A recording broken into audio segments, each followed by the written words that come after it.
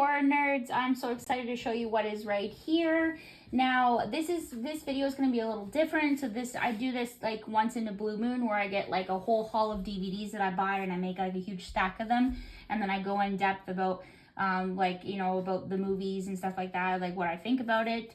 And actually something came in the mail yesterday. I wasn't expecting it. It was from Evil Dead Rise, and it came in like this big box. I was like, why the hell is there like 2 DVDs in like this big ass box? And then it started jingling, and I'll go in depth about it in a sec. Okay, so here we go. Here's the stack that I picked up.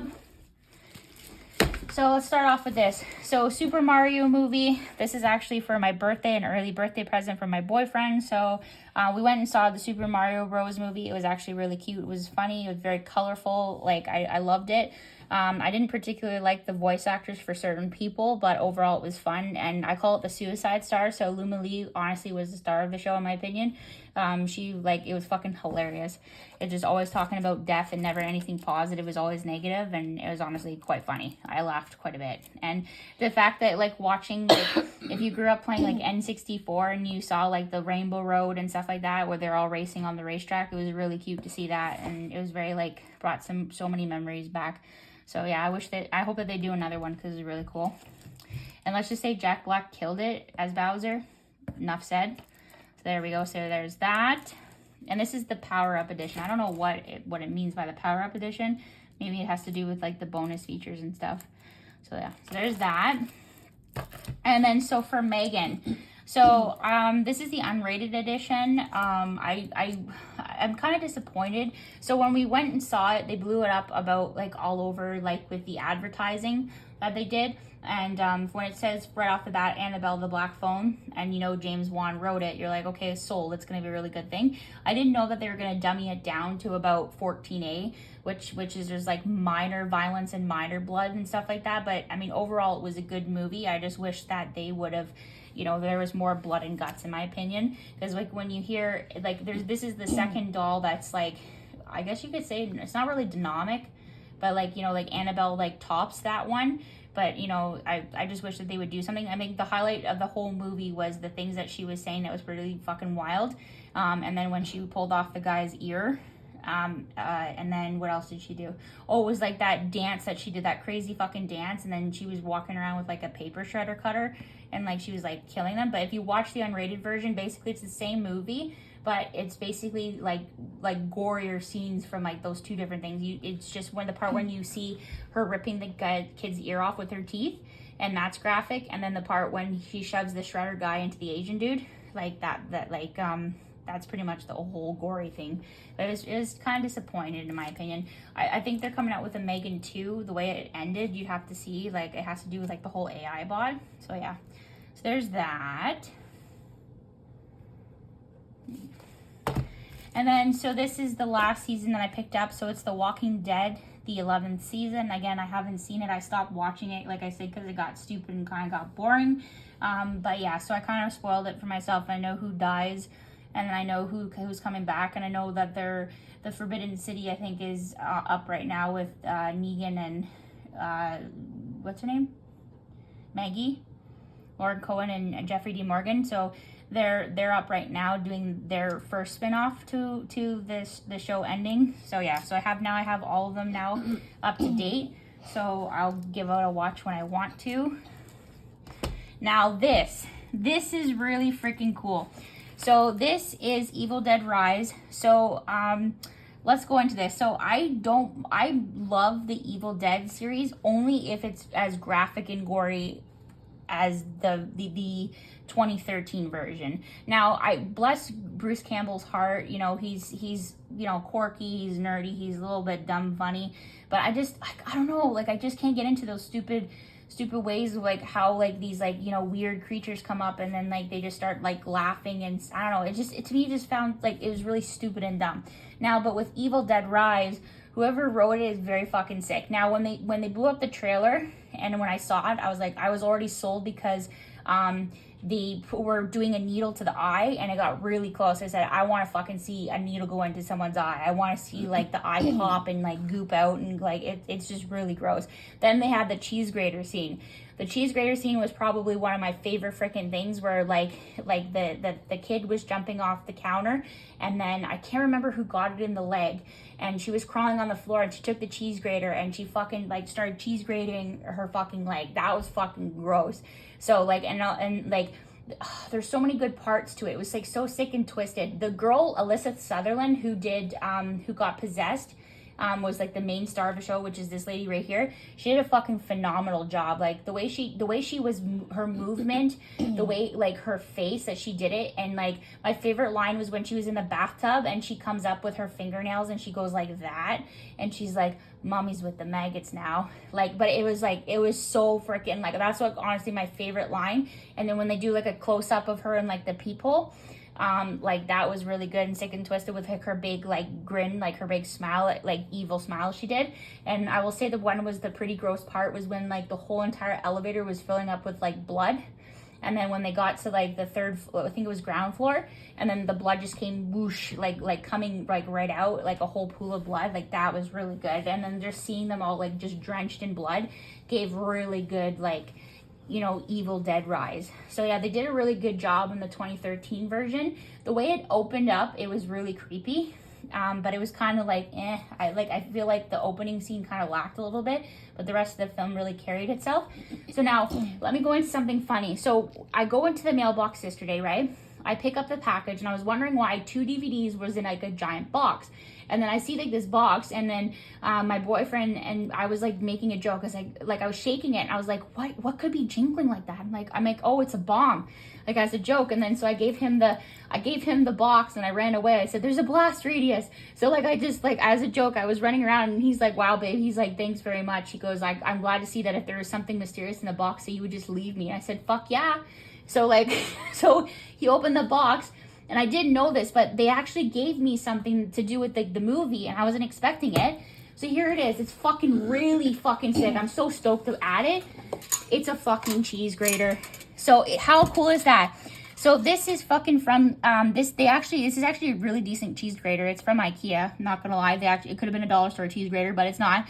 So it has the below here the IKEA logo, and then it says Evil Dead Rise. So that's when the movie came out. I'm surprised it came out so fast on DVD. And then it says Evil Dead Rise. It says only in theaters. So that is fucking a huge hilarious gag gift. So like if you watch the movie, it says Mommy loves you to death. And if you've seen the movie, you understand what the cheese grater scene is. This is probably one of like my favorite scenes, like I said, out of the whole film. So this will be displayed on top of my book cabinet, and it's really fucking cool. So I was not expecting it. So this was the jingling sound that we kept hearing, and I made a joke saying that it was a bomb. So yeah, so that's really fucking cool. So there's that. And then, last but not least, this. So John Wick 4. So I will say this one actually hit me hard in the feels. I was actually really stoked about it. Everybody knows how much I like Keanu Reeves. He's a really good actor. Like, he's probably one of the most down-to-earth, respectable actors. He respects women. I've talked to several people about him. He's like sweet as pie, and he really cares about his fans. Now, when I heard that this was coming out, I was really stoked. They already had my money. I'm pretty sure I pre-ordered my tickets 2 weeks in advance, and I was like, it was go time. And this was, from what I understand, was going to be the last film. It just really sucked, in my opinion, like the ending. But overall, it was very action-packed. It was 3 hours originally, and they had to dummy it down because it was very long. So it was about two hours and a bit over, just shy of 3 hours. And it was really good. Like, the action was fucking nonstop. Like, Keanu's performance, he did really well. I will say that I forget who is, I think his name is Johnny something. He's the guy who was the blind guy. He did a very good job. Like, he wasn't blind in the film, but there was it was hilarious that like a blind man was basically kicking a whole bunch of people's asses. that when they had 20/20 vision, and like it was hilarious when we sticking those like ding dong things on the wall. So like what they would, you're right, if you see it, like it was like a doorbell, so he would put them strategically on the thing, and the way he was doing it, he had his cane and he would like feel like the thingy, he'd like, okay, that goes there, and then when all the men were going thing, it was like, it'd go off like ding dong, and then he would start like shooting them. It was fucking wild, and this guy was just eating noodles, and he's like, can you do your job? And he's like, and he was like so crushed because he just wanted to finish his noodles. So that's when he just went ham on everybody's face. So that was like one of my favorite parts. Like watching the, like when, what is it? Is it bird's eye view? I think it's the bird's eye view version when they go up and they show like the image of like the mansion and basically these guys. So basically, if you know, in the third one, he's basically excommunicado. So he basically, his whole entire life is like on the line. So not only does he have like the guy from the high table, what's his name, Bill Skarsgård, he's on his ass and he's sending his like military men to kill him, and on top of that he has the whole world against him that are paying like almost $20 million bounty just to kill this guy. So you can imagine how much pressure is on him, and he's like killing everybody. Like I'm talking like everybody. So when they did like this big close-up version of the bird's eye view of the mansion, and these guys had dragon's breath, and if you know what dragon's breath is, it's like basically like a bullet, right? But it shoots fire. And so when he got a hold of the gun, it was just fucking crazy. It was just nonstop fucking flames galore, and it was just hilarious. Like I was laughing the whole time because like everybody was just dying like so fast because like he was just shooting everybody, and that was honestly one of my favorite parts of the thing. Now, closest to the ending, I will say the steps version. A lot of people were sending memes and like TikTok things about like without meaning, because like they didn't want to spoil it. So it was like about like if you see the stair part, you have like all of these like big men like strategically placed up onto like the stairs, and he basically has to fight his way up before it hits 6 a.m. because that's when they're gonna have a death duel, right? So basically he's going up these steps and he's fighting for his life, and then all of a sudden the one guy kicks him down the fucking thing, and then he just tumbles down like thousands and thousands and thousands of steps. And then that's when the Johnny guy who's blind helps him up, and because they're going to face each other at 6 a.m. And basically what he does is that he helps him up. He fights him going up the hill, and then he makes it. And then like at this point, he's like extremely exhausted and tired. And now if you to go into about the death duel, so basically what happens is he's talking to the high table guy, and he said that he wants to be free, and he said the only way he's going to be free is if he dies. So he said he had his own things that he wanted, like list of commands, and then the guy Winston, who lost the the hotel, and then the high table guy, he blew up the thing, and then he shot his right hand man, which was really sad. And that actually guy did die in real life, Lance Reddick. He actually died, so I was really sad because he had like a little minor role. He said maybe like 2-3 lines, and then they just killed him off. They shot the guy. So Winston had his own greedy ways of having his list of like recommendations, like if he won, and then the other guy said that if he dies, that like if he lives, then the other guy's like he can see his daughter and he'll be free, and then like if he dies, like, well, you know, his daughter is going to survive, but he's just going to have no dad. So basically what they were doing is that they had dueling pistols, and then they had to do like, I think 30 yards or something like that. And then on 3 they would shoot each other. So they shot each other. And then at first, like, it was very intense to watch because like basically you're dying. Like you have the one guy who's a pro at hitting, and then you have John Wick here, like, who just can like kill anybody from like wherever and kill anything with like a pencil, for instance, right? So he got shot in the arm, like in the shoulder blade, and then the other guy, I think, grazed, I can't remember, and then they had to go closer to each other. And then so when they shot, and then it got really hard, so then Keanu Reeves ended up getting hit in the I think it's in the kidneys, and then the other guy got hit in like a serious place as well. So then they had to go up higher to each other. And then it got more intense to the point where like now they're really like, it's going to be like sudden death, right? So Keanu Reeves says something to him, says to his friend, and then I guess he understood it. But we as people who are watching it for the first time, we don't understand what's about to happen. So and you can tell that John Wick, he's tired. He just wants to just go. He wants to die. He's tired of doing this, right? So basically when they shoot, the one guy shoots him, but John Wick didn't shoot the guy.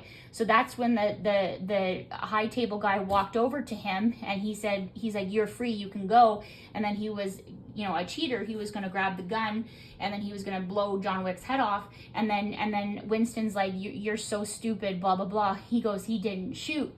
And then that's when the high table guy realized, oh, fuck. And then John Wick fucking shot the guy right in the head. And then so the high table's done. And then the other guy who is from the high table, he was standing there and said, like, you know, I accept that, even though John Wick kind of just like cheated. He said, I accept that. So he basically said, you're free, your building will be reinstated, blah, blah, blah. And then he goes, you're free, you can go see your daughter, blah, blah, blah. And then that's when Winston helps up Mr. Wick. And then this one was, I was in tears, because like Mr. Wick was pretty much like, he's on his deathbed almost if he doesn't go to the emergency ward, right? And then like I should have known that, like when like they were doing hints of that he was going to die, because like he said in the thing, he goes on his wife's thingy, because he just wanted to see his wife again, and it said loving was it loving wife or something like that. And then he said, I want on mine loving husband. And then that's when they were talking to like Lawrence Fishburne and the Winston at the time. And then like they were like not expecting that to come out of his mouth, right? Because like when you hear John Wick, you hear like, well, this guy's never gonna die. So then as he's going, he says, Winston, he goes, can you take me home? And then he goes, okay. And then Winston knew what that meant. It means like he's just tired, he just wants to die. So then that's the part like that got me in tears. When he was like going down the steps, and then like he was taking off of his like dual belt and stuff like that, where he had his guns and stuff, and then he just sat down on the steps, and then he just said his like wife's name, Helen, and then like he started having flashbacks, and then the camera pulled out, and then it showed him just passing out, like you think he's passed out unconscious, but it shows that he's like dead. And then they do like a whole thing where like they zoom into his like tombstone, where he's like sitting beside his wife, and it says loving husband, and then it has both of them there, like Lawrence Fishburne and Winston, where they're saying like, where do you think he is now? And then like they said like, you know, goodbye or whatever. And we don't know if he's dead, but I heard that Keanu Reeves doesn't want to do John Wick 5, but there is like different spin-offs that are coming with him in it. But I'm safe to say that he's dead, and that was hard to watch, because like I didn't want him to die, because he was like a huge like massive like kick-ass character. So yeah, I bawled my eyes out like a baby. And I will say like my next favorite scene was with the whole car thing, where like I can't remember, I think it's in Rome.